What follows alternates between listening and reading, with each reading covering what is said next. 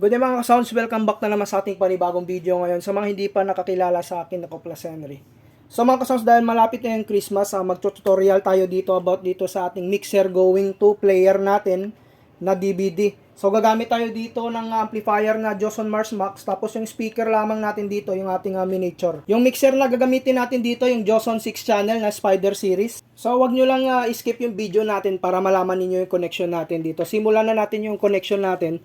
So sa mixer ninyo mga idol, hanapin nyo palagi yung main output. So dalawa yung main out ng ganitong klaseng mixer natin, merong PL at saka XLR. So gagamit tayo dito ng XLR. Yung gagamitin natin dito, XLR female going to RCA. So isaksak lang natin yan dito sa left and right. So ayan, nakasaksak na yan sa ating main output ng mixer. Yung dulo niya na RCA, sasaksak natin ito sa ating amplifier. Ito naman yung likod ng amplifier natin. Sa likod niya, meron ditong DVD, BCD at saka AUX. Magsasaksak tayo dito sa DVD. So yung nakaselect kasi sa harap doon, DVD, kaya dito na ako nagsaksak. Pero kung naka-BCD yung sa harap niya, sa BCD rin tayo or AUX. So next step natin, yung mixer, i-connect natin sa DVD. Meron niyang input dito, makikita ninyo. So yan, kahit anong mixer, basta hanapin nyo lamang yung input ng inyong mixer going to player na ninyo yan, ng DVD player ninyo. Magsaksak tayo dito gamit yung RCA to RCA. Dahil RCA to RCA yung yung mixer natin, RCA din yung sa DVD. So yan, connected na yan mga idol. Tapos isaksak na lang natin yung dulo niya sa ating DVD player.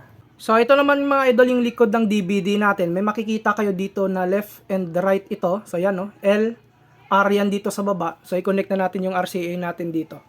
Yung red sa red, yung white sa white. So okay na ito. Tutunog na yung ating sound check dito. Subukan na natin kung gumagana. So bali ito yung connection natin mga lods. Ito yung papuntang amplifier. Ito yung papuntang DVD natin. So yung volume natin dito sa mixer natin, dito tayo sa DC tape. Ayan. Dito yung volume natin mamaya pag once na nagano na tayo, nagpa-music. So ayan mga idol, bali salpak na natin yung ating bala dito. Bali yung music natin, puputulin natin ito dahil copyright ito mga lods. So at least mapakita natin na gumagana yung ating connection dito. So pasok lang natin yung BCD natin. So yan mga lods, nagbabasa na yung DVD, mag-volume tayo dito sa DC tape. So yan mga lods, yung ating sound check. Bali copyright tayo dito sa music natin, kaya putol-putulin natin ito. So yan. So makaka-copyright tayo mga lods pag pinagpatuloy natin, pero at least gumagana yung ating connection dito sa ating video okay player going to mixer natin. Wala kasi tayong battle mix na na CD. Yan. So yan mga lods. So adjust lang tayo ng konti dito sa bass niya. Kasi maliit lang naman yung ating dito speaker. So yan. Yan. So kuhan tayo dito. Volume. So yan. So yan mga lods, yung ating connection, importante gumagana siya sa ating video okay player. So ayan, next music. So ayan, next music tayo mga lods. Yan.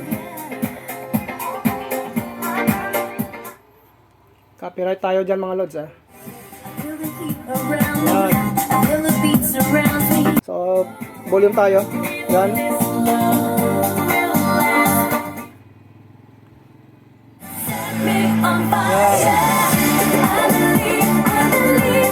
So mga kantayan ni Tatayang. So sana hindi ninyo in-skip yung video natin. So okay na okay yung ating tutorial na ito pang Christmas at New Year ninyo sa mga ganitong klaseng setup lamang. So hanggang dito na lang muna. Sa mga bago nag-subscribe, huwag nyo kalimutan na i-hit yung notification bell button para sa mga video updates natin na i-upload.